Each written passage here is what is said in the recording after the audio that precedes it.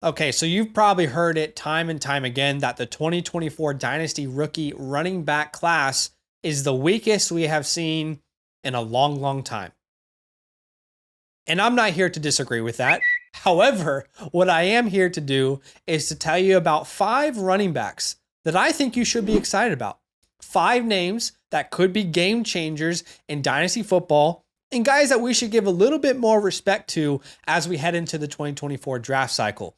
Now, just because there are certain running backs that are not on today's video does not mean that I don't like them. These are just the guys that I wanted to highlight for today. Again, I'm going to walk you through 5 names. So do me a massive favor, go ahead and smash that like button. Let's try and get a little more hope for this running back class. Talk about guys who we could see a positive outcome from. The first name, which I don't think you would have heard about very much at this point. This is a guy that I dove into during our second wave of scouting. That is Jaylen Wright, the running back out of Tennessee. He is 5'11", 210 pounds. He is an early declare coming out as a junior. He'll be 20 years old, 21 at the time of the draft. So he's a young player, not a lot of miles on his, legs, if you will. But Jaylen Wright is an electric home run hitter. The guy is the definition of a home run running back. It felt like every game that I watched of his, there would be a 50-yard rushing touchdown. It felt like you could count on it. Every single game, it's like, oh, damn, he found a gap and he burst through it and he just ran for a 50-yard touchdown. That kind of is reflected by his breakaway percentage. Those are the percentage of his rushing yards that went for 15 or more yards, 52.1%, which ranks 11th best amongst running backs who had at least 100 attempts this year. Jaylen would thrive in a gap scheme. Over 75% of his rushing attempts came in a gap scheme. He has great patience behind the line of scrimmage. Now, I will say he probably lacks a little creativity behind the line of scrimmage. There's not much, wiggle room or creating for yourself. But if an offensive line creates an obvious lane for him, he understands the assignments and he understands to attack what his offensive line is giving him. But I wouldn't say there's like a ton of creative ability behind the line of scrimmage. He's a dynamic pass catcher, a guy that you can get involved in the screen game. You can move him out in the motion, and he's going to, get some opportunity after the catch with that speed that he's got. And something that surprised me, he doesn't look like a very big running back on film. In fact, I'm not even sure he's 210. He might be more 200 pounds. However, in pass pro, he exceeded my expectations a lot. He blocked way above his weight, showed a really good understanding of his assignments. And why is pass pro so important? Well, if you can't pass protect, you're probably not going to be on the NFL field very early in your career. Shout out to Zach Evans. Y'all know we liked Zach Evans, or at least I did. I'm not going to sit here and pretend like I didn't. His film was great, but he's not a good pass protector. In fact, he wasn't ready to even take the NFL field. We found that out the hard way. But Jaylen Wright, great speed and burst combo. He can hit the edge quickly. He's got that burst to kind of get outside. Now, some concerns. We talked about the reasons that we liked him, but some concerns. He's never dominated a backfield. 136 rushing attempts in 2023 is what he had. That ranks 93rd amongst running backs in college football. He handled 28% of his team's rushing attempts this year, and that's his career high. Not a good indication moving forward that he could handle a high workload. He lacks lateral agility in the open field. He's not really like this guy that's making a bunch of people miss with a juke or a spin move or, extending the plays purely with his ability to make you miss. He had 4 fumbles in 2022, and he's not really a big pile pusher. He's not going to get a goal line roll, if you will. I mean, it's going to have to come from those explosive plays. However, if we're looking at a pro comp, he reminds me a lot of Jerick McKinnon. I could see him play that role, what Jerick McKinnon played for the Chiefs last year on an NFL team. I see a little Jerome Ford as well in his game, and you guys know that we love Jerome Ford on this channel. He didn't get a chance to really shine until a couple years later, and I think that could be the same case for Jaylen Wright. This could be a guy that goes in round 4 or 5 and is stuck behind a depth chart, but at some point he could become an important piece to an offense, or at least a rotational piece. So this might be the long play, but I think I'm going to draft a lot of Jaylen Wright in the 4th round of rookie drafts this year. An exciting player, averaged over 7 yards per carry in the SEC. That's impressive. So I'm a big fan of his game personally. What do you guys think in the comments below? Let me know.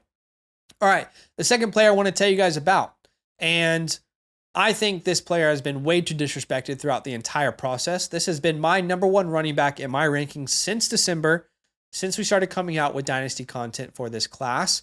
That is Trey Benson. Trey Benson can be a serious, legit starting running back for an NFL team from day one. He's got the size, 6'1", 223. He's coming out early as a junior. He'll be 21 years old, former 4-star recruit. He is the complete running back in my personal opinion. In my opinion, him and one other name really excite me as guys I would take early second round in super flex drafts, maybe late first in one quarterback leagues. This is a complete running back. Size, speed, burst, short area quickness, strength through contact, and pass catching. Now, that last bit there, as a pass catcher, Trey Benson is not getting enough respect. He didn't get many opportunities. He was also on a team that had Keon Coleman, Johnny Wilson, Jaheim Bell. So they had a lot of good receiving options out there at Florida State. But the few opportunities that he got per game, he absolutely executed on. I think he's got silky soft hands. A play extender after the catch, get him into the open field, use him in the screen game. He made a couple highlight grabs, specifically on the boundary, where he would just go up and look like a receiver and come down with the ball 2 feet in, even though he only needed 1.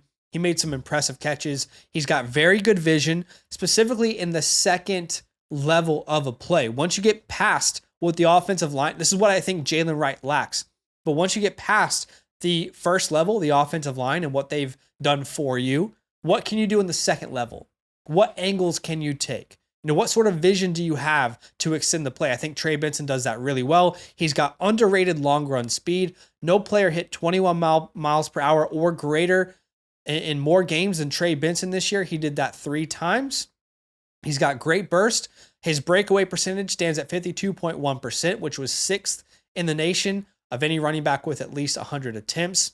And he played well versus good competition. Last thing I'll say is 316 attempts, no fumbles, 0 fumbles. This guy takes care of the ball. What do you need to do in the NFL to get onto the field? You need to be able to pass protect and take care of the ball. And if you're an incredible athlete, which he is, that's going to get you on the field even sooner. When I look at Trey Benson, I see some David Montgomery, some Javonte Williams, a little Rashad Penny. I think he's being undervalued, underappreciated, and I think he's going to make a big impact in the NFL. All right, the next player. And let me just say, this player has risen for me in my running back rankings more than anyone over the last month as I dove into more of his film. That is Bucky Irving of the Oregon Ducks. He's 5'10", 195, so a little bit undersized. But last year, I was really high on Devon Achane. We loved us some Jahmyr Gibbs, and people kept commenting and saying, you shouldn't even touch these guys with a 5-foot pole. They're too small. We kept trying to explain to people the NFL has changed. It's different. If you're going to use historical comparisons for a modern day NFL, you might find yourself in a difficult spot. The NFL has completely changed. It's a different game right now. The NFL dominates with players who can create in space and are good athletes. That's what you get with Bucky Irving. If I had to explain him in one word, it would be explosive. He's an explosive player in all areas of his game. He's got great versatility. I can already imagine an offensive coordinator just scheming up ways to utilize Bucky Irving. He's got good burst, short area quickness. He's got a nasty jump cut that can put you in the hospital. And my favorite part of his game, if you're playing in any sort of PPR format, is this dude is a receiving threat at all areas of the field. He ran 330 routes, receiving routes, and that is 55.8% of his total snaps. On over 55% of Bucky Irving's snaps, he was running a receiving route. That is very impressive and is a good indication of how he could be used in the NFL. He's a very good pass catcher. And I think that he's going to be a dynamic player that OCs are dreaming up of using. He'll definitely be in play on third down, and he has some first and second down appeal as well. He has 1 fumble in his entire career. That's 0.2% of his carries he fumbled. 0.2%. So he takes care of the ball. He's a dynamic player. This is my 2024 Tajay Spears. If anyone's going to come in and be Tajay Spears, I'm going to go ahead and say it's going to be Bucky Irving. I think at worst, you're getting a James White type of player that can be super effective in the passing game. All right, the fourth player I'm going to talk to you guys about. Just before I get into it, I wanted to let you guys know about something very exciting happening on this channel. We are releasing version 2 of our 2024 rookie report. In fact, by the time this video is out, I think that rookie report version 2 will already have been released. I'll show you a little preview from version 1. This is a profile of Marvin Harrison Jr., but in version 2, we're diving even deeper. More players are being added, including tight ends, more features, team fits. Again, if you want to dive into this class in a deep way, then use the promo code LAND, become a Motherflocker member, and you'll have access to this report right now, including our rankings, including a Dynasty team review, the fantasy hotline. All that's going to be available to you when you become a member, a Motherflocker member, and use our code LAND. Okay, the fourth player I want to tell you guys about. And this guy is falling way too far in mock drafts I'm seeing, in ADP. He needs more respect, in my opinion. That is Marshon Lloyd. I wholeheartedly believe that Marshon Lloyd could be an extremely exciting game changer at the next level. 5'9", 210. Not all that dissimilar to Bucky Irving from the sense of like the play style, but we've got a lightning in a bottle type of running back. It is a monkey see, monkey do type of league. It's a copycat league. A lot of people are seeing Tajay Spears. A lot of people are seeing Devon Achane, and they're thinking to themselves, man, I want a player like that, a guy that we can get the ball to 8 to 12 times a game, and he can impact it on an efficiency level. He's an explosive, dynamic player. Well, that's what I think you're getting with the likes of Marshon Lloyd. Transferred to USC before the 2023 season, and his burst and long run speed is so impressive. There's at least one time per game you're watching this guy and you're thinking to yourself, yep, that's the fastest player on the field by far. No one's catching him. Not a single DB can cover this guy down the field. And he, operates in and out of the tackles, which is good. He's not only an outside runner. He's a very impressive athlete, good short area quickness, lateral agility. He can make your man miss in so many different ways. Similar to Bucky Irving, a nasty jump cut. I mean, there were some jump cuts where the defender might as well retire because you're getting put on a poster and you're on SportsCenter's top 10 and not for good reasons. Now, I think he's a dynamic player. I see a little Tajay Spears, a little Nyheim Hines to his game. But in PPR formats, I think he could be very exciting. He ran 190 receiving routes, 47.7% of his total snaps. He averaged over 7 yards per attempt. That is 4th best in the nation when you look at a qualifier of 100 attempts. Again, a dynamic back who can thrive off of efficiency and help you in the passing game. Sign me up. Sign me up for some Marshon Lloyd. And the last player that I'll talk about, which might be the most exciting running back in this entire class, my RB2 in the class, that is Jonathan Brooks. Do not sleep on Jonathan Brooks. I promise you, you're going to have to play the long game because he tore his ACL late in the college football year at Texas. But do not miss out on Jonathan Brooks. Make sure you are taking some Jonathan Brooks in your rookie drafts. 20 years old. So he's a young guy coming out. There's not much mileage as well on the tank. Think about it. Bijan Robinson, Rashawn Johnson handled most of the carries. So we've got Jonathan Brooks, who only really has 1 year as a full-time starter. So there's not a lot of wear and tear on his body. But Jonathan Brooks is probably the most fluid running back in this entire class. Watching his film is like watching motor oil flow through an engine. The amount of speed that he can maintain while making cuts, while shuffling across the field, is ridiculous. He's got very good vision. I'm not comparing him to this player, but it reminds me a little bit of watching Breece Hall with his vision.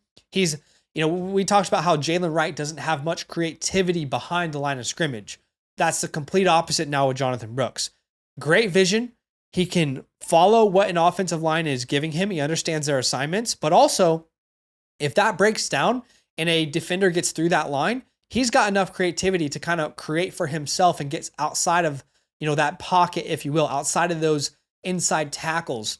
So very creative player, not only behind the line of scrimmage, but also in the open field. He's a great pass catcher.